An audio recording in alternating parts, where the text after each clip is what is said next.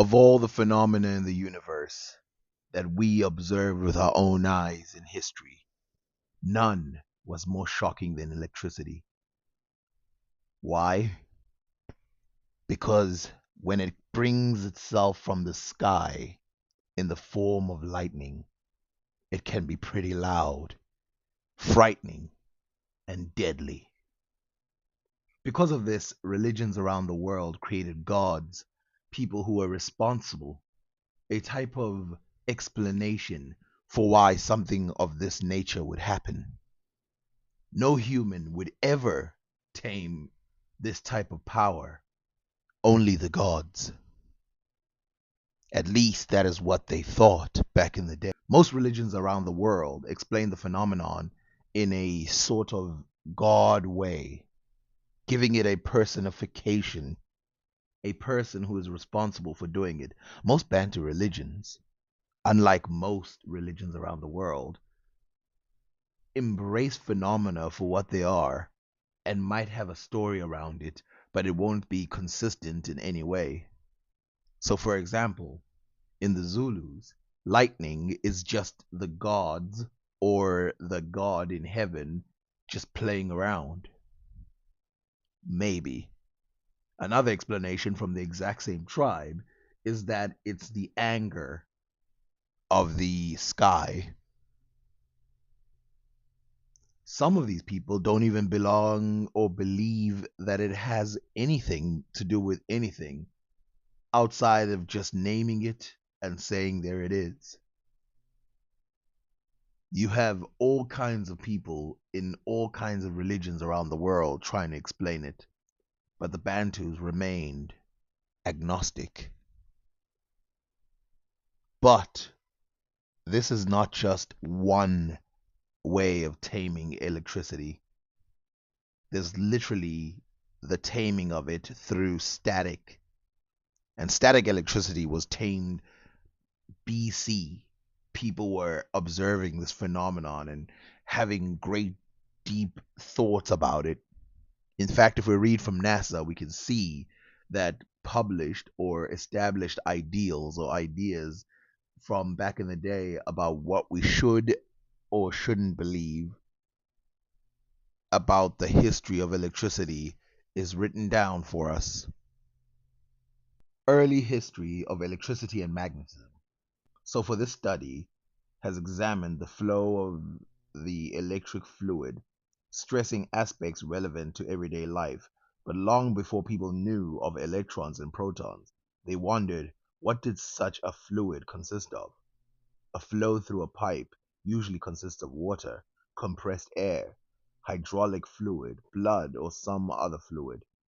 What kind of material flowed in an electrical current? Not sure what it was, they named it electric charge.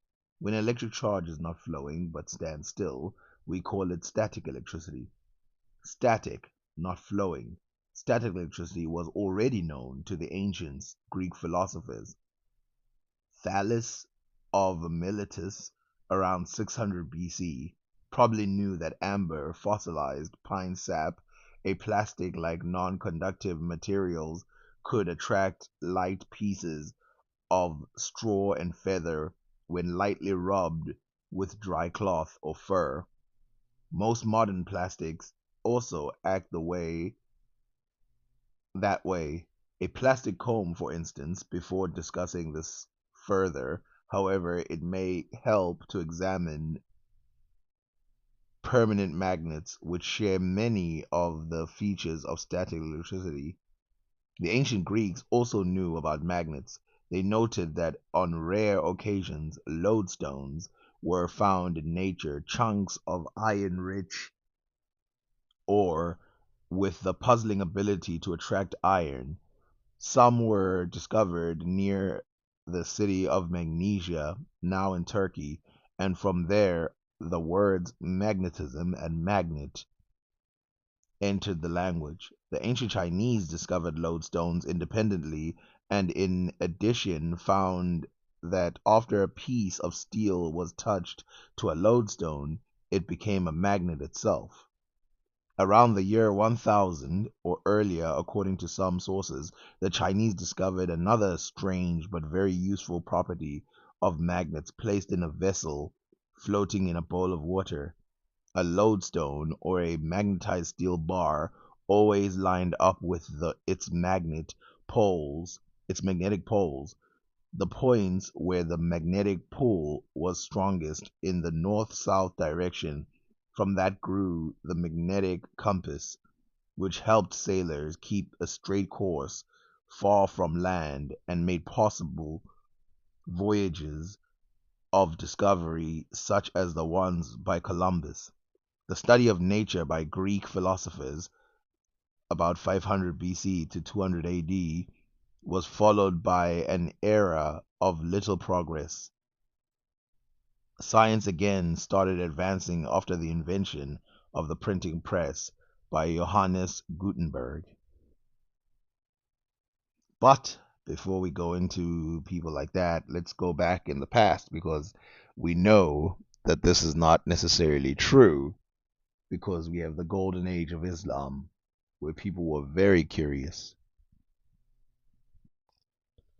The Baghdad battery is something that is thought to have operated like a battery, but sure enough, it didn't.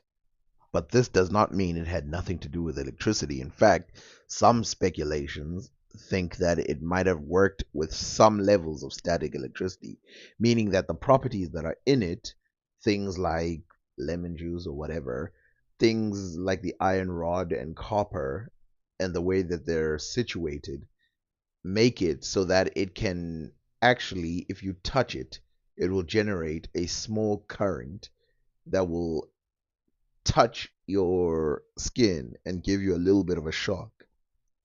And so this might have been a curiosity back in the past. Now, I have to say, this is speculation, but it is interesting. And it's not from the golden age of Islam, it's from 200 BC, which is earlier than this.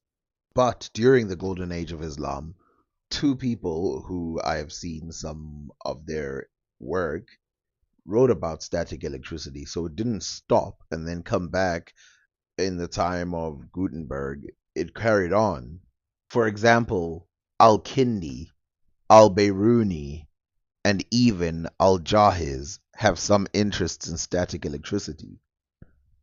So this idea that people just didn't care in the past, when we know that these people cared too much, and not only that, they were living in an age where the motto was, or the slogan was, go as far as you can in history and as wide as you can in the present time, and fetch any book from anywhere about any information anywhere.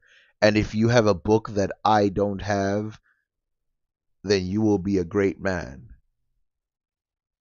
That wasn't the literal slogan, but it was something like that. And they did that. They went far and wide fetching books from everywhere. In fact, they had people in their learning houses from Africa, Asia. Well, let's name the specific places. Places from Egypt, Sudan, the Zanj regions like Kenya, and places from China, possibly even Japan, India, and other places, bringing in books, bringing in stuff. So when the Chinese were interested in magnetism, the people of the Islamic Golden Age were interested in magnetism. When the people in Europe were interested in magnetism, the people in the Islamic Golden Age were interested in magnetism.